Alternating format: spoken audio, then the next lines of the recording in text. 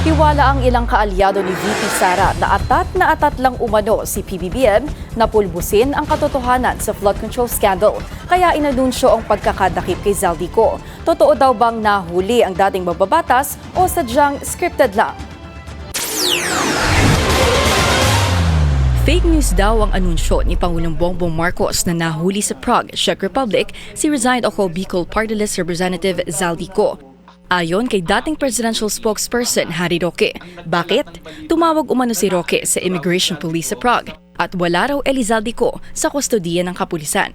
Bakit presidente pa kinakailangan mag-anunsyo?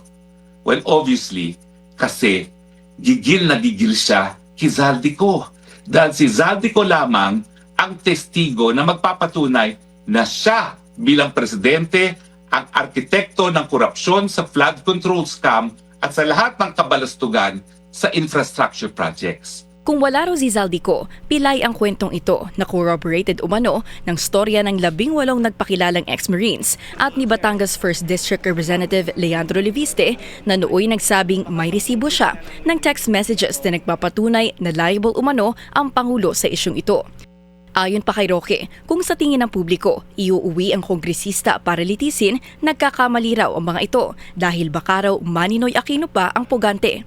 Nananawagan din si Roque kay former Executive Secretary Lucas Bersamin, ang Duterte-appointed justice, na nanindigang hindi siya nagpasa ng resignation kahit ang pahayag ng Malacanang ay voluntaryo itong bumaba sa pwesto out of delikadesa. Matatanda ang inanunsyo ng palasyo noong nakaraang taon ang umano'y sabay na resignation ni Bersamin at the former Budget Secretary Amena Pangandaman ilang araw lang matapos lumabas ang video statements ni Zaldico. Naging Chief Justice ka, and yet papayag ka ba na itago ang katotohanan?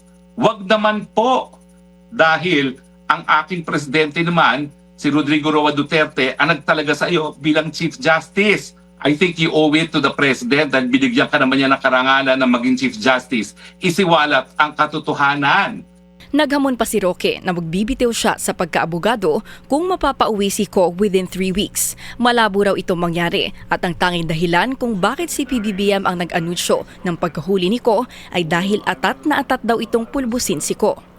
Samantala, ayon din sa kilalang Duterte ally na si Attorney Ferdinand Topacio, mabibigyang linaw na sa wakas ang mga kwestiyon sa mga pahayag ni Ko laban kay PBBM kapag napabalik na ito sa bansa. Kung hindi talaga papansinin ng mga otoridad ang mga paratang ni Ko, malinaw daw itong senyales ng whitewashing. Naniniwala rin daw si Topacio na mistulang monkey wrench ang epekto ng pag-uwi ni Ko sa umano'y takbo ng impeachment proceedings laban sa bise dahil mapupunta sa Pangulo ang focus ng lahat. Wala pang tugon ang palasyo sa pahayag na ito ni Roque at Topacio.